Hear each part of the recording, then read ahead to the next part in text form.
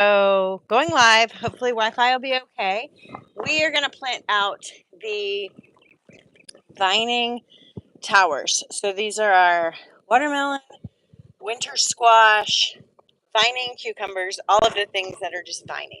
I may even do some green beans just to get, I'm going to do some dilly beans. So there's also peppers, eggplant, and okra. So lots of things. So this is a little bit different. Most of my towers are on this side where I'm replacing the grocery store every single day. And then on this side, we're going to have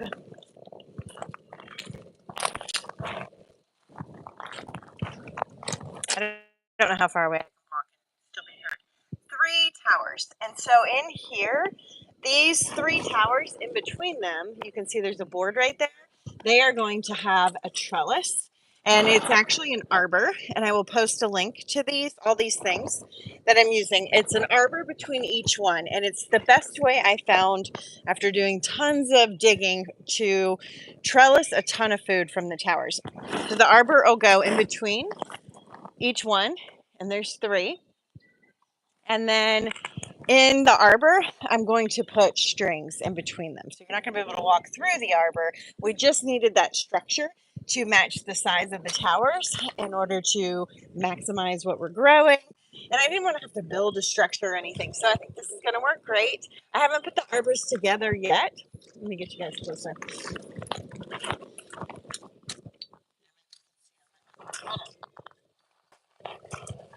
my earbuds in too. Let me know if you can't hear me. So this is the tower. The arbor's going to go in between, and they'll look like this. And it's wide. And then I'm going to run some strings in between those to make basically a food wall. And that'll happen on both sides. And what that allows me to do is to grow vining things on this side and on this side. And they all just like create a wall. They can go up and around and everywhere, maximizing our food. So I got the towers up. So easy to put a tower together. I just love it, how easy it is. They're filled with water. They have their nutrients, net pots. So all we need to do now is plant them out. So I thought I would take you guys along and show you what I'm planting on this trellising tower and just the thought process behind some of these things. Okay. Sorry, I was at the gym, so I look like I was at the gym. I'm going to turn you guys a little bit. And if you have any questions, let me know. So we need to start with our priorities. There's Daddy Longleg. We have, the only thing I don't have ready is spaghetti squash. I couldn't get my seeds to start, and I keep forgetting to buy seeds. So I need to save a couple of spots or put something fast turnover in a couple of spots and save room for the spaghetti squash. But we have, look at these, aren't they crazy? We're going to do our vines first. So we're going to be putting vines on each side of this one in the middle. And then the ones on the ends will focus on this side. Now it's a lot of space because it's 2, 3, 4, 5, 6, basically 10 on every side. All right, we have a sweet melon. This is in the cantaloupe family. It's a small cantaloupe. We went with small because small things grow faster. Small things fruit faster. This one came out when I just pulled it out. This is not the healthiest one. This is the least healthiest one, but we're still gonna plant it. It has good root structure. It just was shaded. So I'm gonna tuck this back in. If this ever happens, you can be a little rough on them. And then I take a little piece of rock wool and put it on the top. Basically just create a little protection there so it doesn't fall over. All right, first one's going in. It's a melon. It's going to grow big. I want the melons off the floor for many reasons. So we're going to put this one towards the top. Right there. All right, let's see what else we have. These are all sweet melons, I think. I'm terrible. Oh, butter baby. We've got acorn squash. The butter babies are the small ones. They're so good. I don't know if that's what all these are. I'm terrible at labeling it. I have to get my journal out. We do have 2 per rock wool, and I don't want that many per rock wool. We want to give these like the greatest chance. So I'm gonna just clip those off. I'll go plant them in the food forest when we're done. All right, there's that one.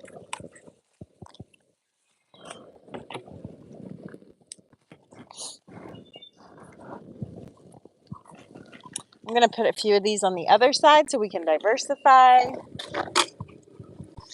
if you just hopped on, I am setting up my 3 towers here. This is the family kit. I don't know if you can see all 3. There's the 3rd one. And we're gonna put an arbor between these as a trellis system. These are all my winter squash and my things that vine, and they need something to grow on. So let's put one here. I'm putting this trellis in between them. I'm going to run strings through it. That'll be on a different video. I'm not going to do that tonight. But that will maximize what we can grow on these towers. This one has 3 that took.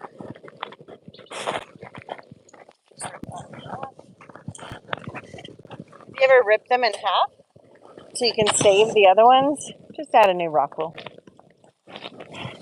Put that one on this side. We are growing our own food, replacing the grocery store. If you have any questions, let me know. I grow using permaculture. I'll show you guys something really cool with permaculture.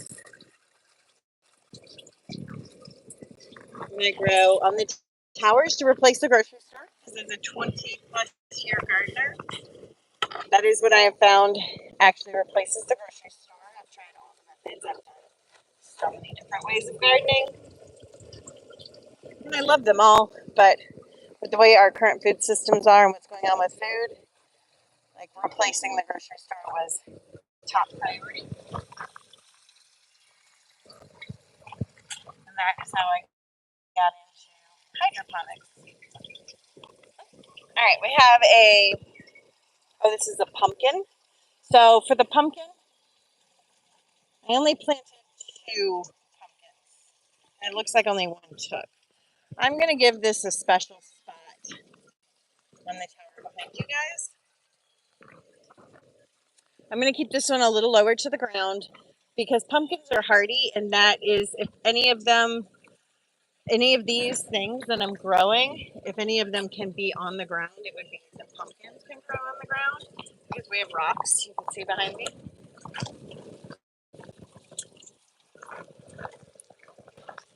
These are the butter baby. I'm going to put these over here. Now, I thought about painting the trellises white. This wood color matches our house. But the way I look at it, I like the wood. It's kind of, some people complain because the towers are white and they look weird. I get it, but they grow food, and that's what's important. So I actually love the way they look because they grow food. I'm going to have a lot of extras from the food forest. All right, this is the butter baby squash. Put one in here. I'm trying to put them up a little bit higher because pumpkin and squash are going to grow roots that go into the tank if you put them all the way on the bottom. It's not a terrible thing. It just no longer is true aeroponics. These are kind of hybrid systems anyway. Not necessarily. Oh, that's a squash bug. Squash bugs hatched out about 3 days ago. Yeah, so they're a hybrid, but they use more water. When the roots are sitting in the tank like that, you're going to go through water faster. So I like to put them the 2nd or the 3rd level. And then on the bottom, I may run the okra because okra is going to go straight up and can handle like fighting for space and won't be upset to be crowded by pumpkins and squash. But plants are cool. I love how they, like on the towers, I did a live on Instagram today and was showing how they just kind of intertwine. On one tower, I basically have a grocery store. The main things people buy at a grocery store, produce wise, was all on like half the tower actually. All right, let's go over here. I'm just diversifying. There's no real. People ask all the time where to put things. There's no right or wrong. There is some things, like I said, with the roots going into the bottom. Okay, what do we have here? We have chrysanthem melon. We'll put those on this side. These are cantaloupe.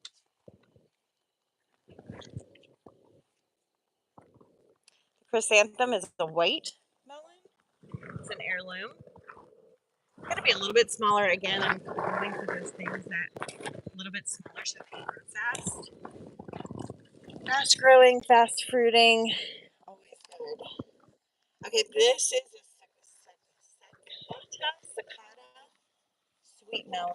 That is like a traditional. No, that's not the one. I don't remember what this one looks like. Melon. Keeping the melons high. Melon is a delicate fruit, actually. We have snake cucumber. Snake cucumbers are cucumbers like as long as my arm. So cool. Amazing for juicing. You can get that much food off a plant. That is very nice. All right, let's see. Here we have Market More cucumber. Market More cucumber is going to be like what you would get at a farmer's market, but it's a vine, so definitely want those. Put those down here. Market. Well, I'm going to put the cucumber up top. Cucumbers are prone to powdery mildew if they get too much shade. All right, and then we have our snake cucumbers here. Let's put one here.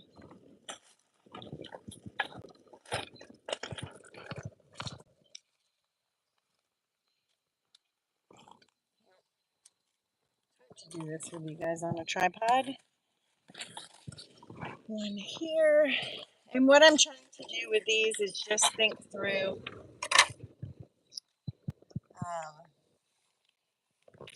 how things are going to grow and not shading out some of these other spots. Because if you look here, we have so many spots we haven't even touched yet.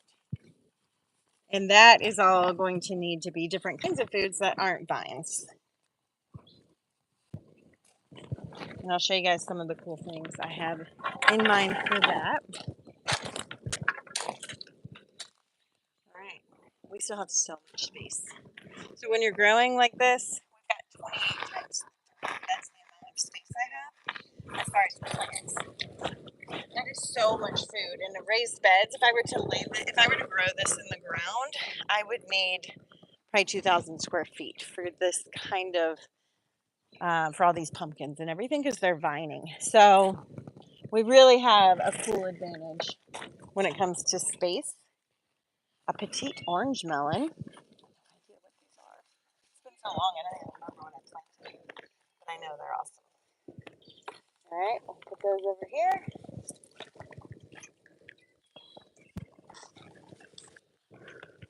And then we have a PMR 51 melon. That is like your classic grocery store orange melon. It's got a little powdery mildew. I have a powdery mildew recipe. You're always going to have powdery mildew when you grow squash, and you're always going to have squash bugs. You manage them. I have a spray. I've shared it in many videos. And it's just using 16 ounces of water, a teaspoon of like Dr. Bronner's soap, like a clean, easy soap, gentle soap, and 2 capfuls of pH Plus, which is something that comes with your tower garden. If you're new to tower gardening, it's something that comes with your towers, so you can lower the acidity, lower the pH. I don't know. I always get them backwards, but you can use that pH Plus to spray. So 2 capfuls, and it changes the pH on the surface of your squash plants and powdery mildew doesn't like that. So all we have to do is change the pH. They actually really don't like more acidic things, but if you use the pH negative, which makes things more acidic, then it can burn the plants. So I have used pH negative when I didn't have pH positive, and it works great. But it is, I go a little bit more gentle on that one. I like the pH plus because you can spray it on pretty hefty and it does not burn the plants. I wouldn't do it in the middle of the day. I tend to do it when the rain's coming, after it rains, and then anytime I see any spots. This time of night is an excellent time because it just allows it to die without the sun beating on that. All right, do we have any more melons?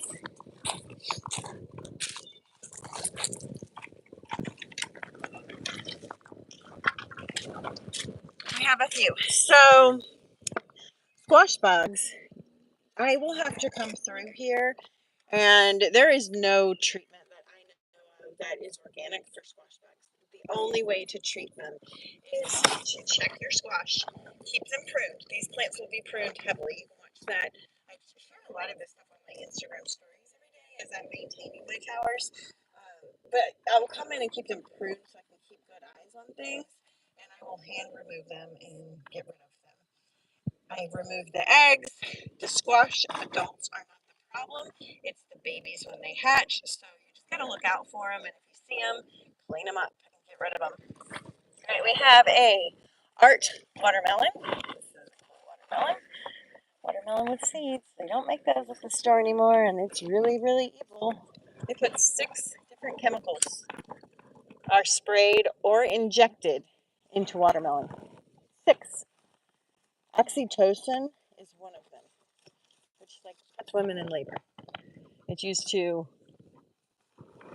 cause the plant to ripen quicker. Right, we've got Charleston Gray. I don't know what these are. We have something without a label. Surprise food. I always love surprise food. Let's see. Okay, we've got a couple more spots. Oh, look, I've got spots on this tower. If you guys have any questions, love gardening. I don't know what you're saying. Okay, so if you've got gardening questions, let me know about tower gardening. What do we have here? We have the mystery vine.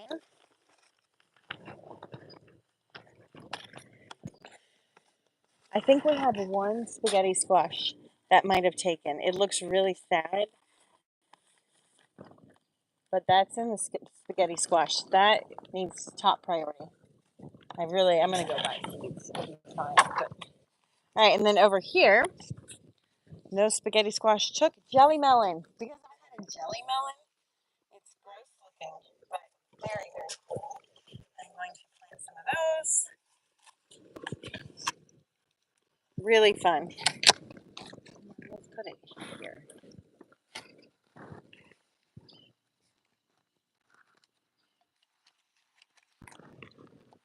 All right, and then we have 2 more mysteries. I think they're cucumbers.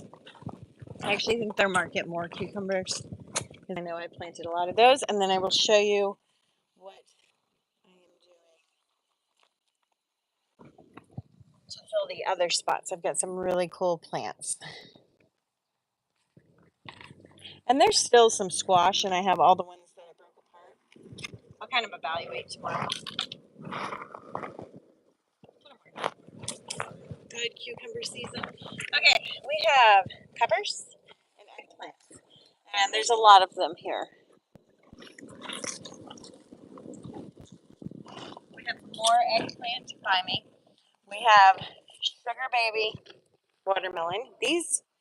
These are not a trellising. They only get 3 feet, so I can put these towards the back. I just want them to be able to trail along the base, so they have a nice place to stay protected, and the watermelon can sit on the base. So let's put this one over here. I'm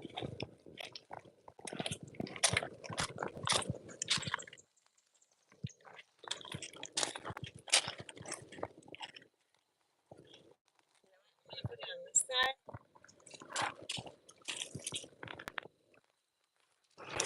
I'm gonna put your food that needs the most sun on the sunny side. Okay, these right here, I'm going to give more time. These were I shared on one of my videos or an Instagram story. It's a red pepper that I really wanted to grow that I took the seeds from something I bought. But those are little. These can even go into another tower when we have room. So we're going to wait on these. And we're going to focus on the peppers. So here we have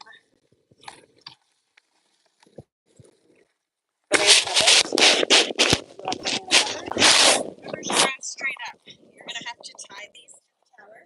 If you plant them this way and you don't want to put, I can't put trellises or cages on these because that's just not going to work with what we're doing.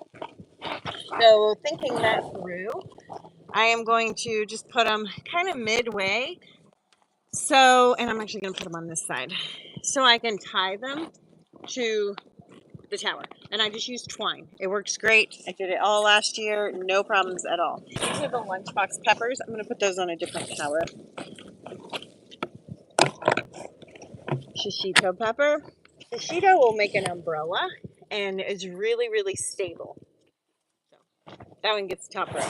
That'll be really fun. Let's see. Milano, big peppers. We need stability on those. Let's put that one towards this side.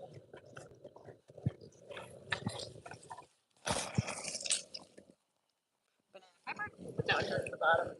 Banana peppers are going to be more dangly and can handle less trellising. Early jalapeno. There's 2 peppers in here. So what I do, we don't want to waste a pepper, especially a jalapeno pepper. It's like my most favorite food. So I'm just pulling one of them out. Jalapenos, again, are going to be sort of a dangly pepper. They can handle being up high a little bit.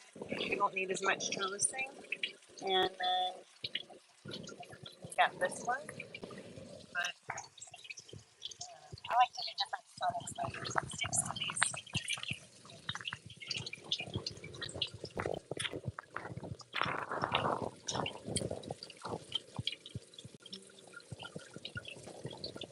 Put a lot on this front end of this tower. So we're going to, with peppers, you don't want to shade them out. They don't mind being crowded, but we don't want to completely shade them. So I put that one towards the top. What do we have? These are our lunch bags. Eggplant. Eggplant's very sturdy. Can go right there.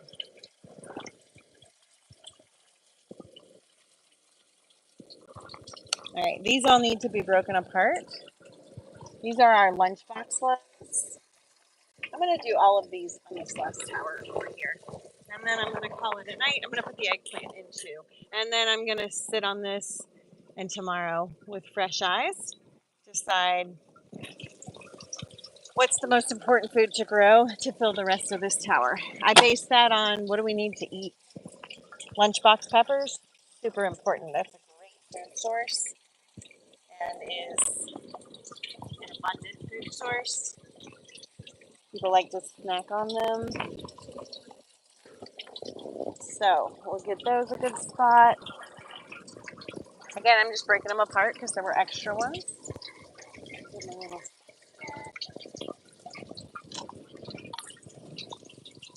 California Wonder, that is a big pepper.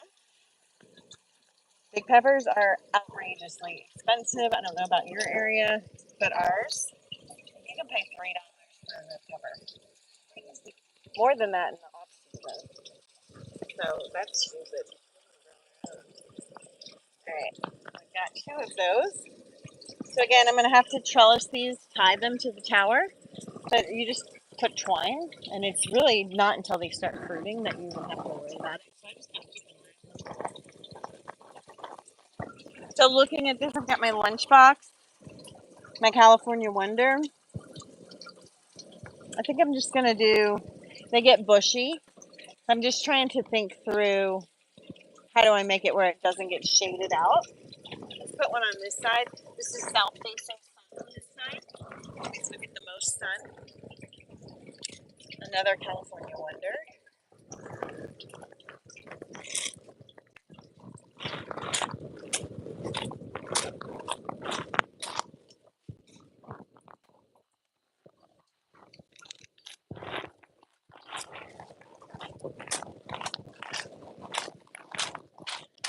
right, we have lunchbox peppers. I think I'll do these just right here.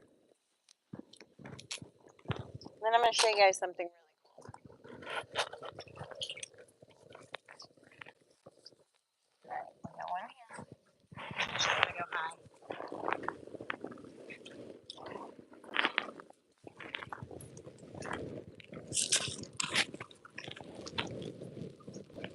I think this is a jalapeno. No idea. Stick it right there.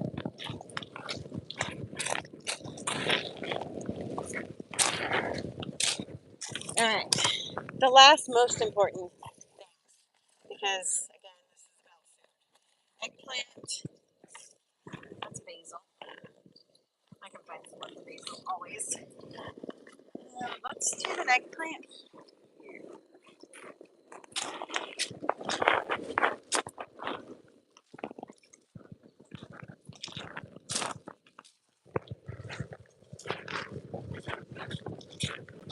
Okay, I put those towards the top.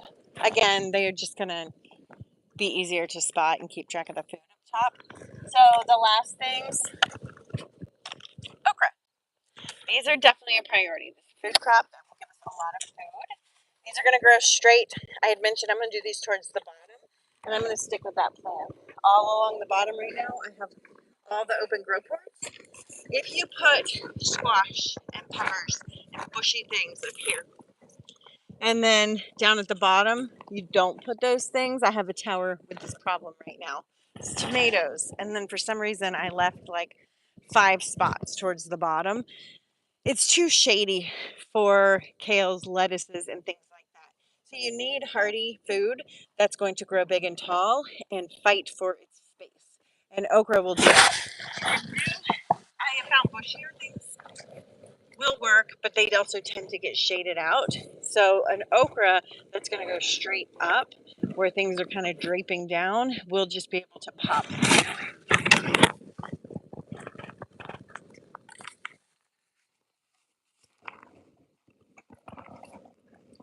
Got 4 going on the bottom.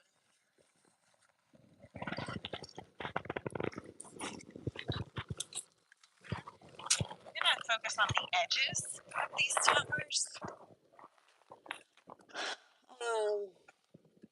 Maybe not. I'm going to do it in the middle. Yeah, I'm going to do it right here. I don't know. Sometimes I like aesthetics too. When I'm looking at the tower. It's okra and okra. Something different in the middle. So I'm going to move this banana pepper.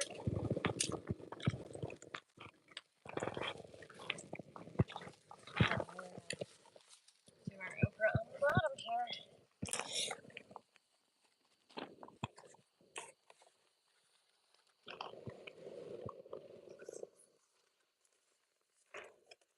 Decided how much okra? Map. So what I'm doing this year is really mapping out how many Roman tomatoes I need to grow plants to provide the family with tomato sauce all year. How many other ones for fresh eating, for salsas. So we're doing a lot of plant math this year. Okra is not going to be for everyday eating for kids, obviously. If I fry them up, they'll like them. So I think I did 8. I have like 12. We'll see. We're putting one right there. Alright, I have all these little leftovers. I will deal with these tomorrow. We'll just keep them nice and moist.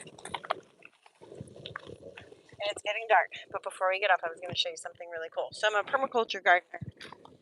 Grew in the soil for years. Back to Eden, no dig garden beds. I still do raised beds. You'll see a lot more of that content soon.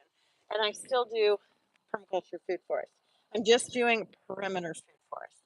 So what that means is instead of taking, we only have a little bit of grass here. We have 13 acres, but it's all forest. So instead of taking all that grass and making it a forest of food, that can get it's hard to manage, honestly. And it can be really messy. And I don't know, it's just a lot. when you do that.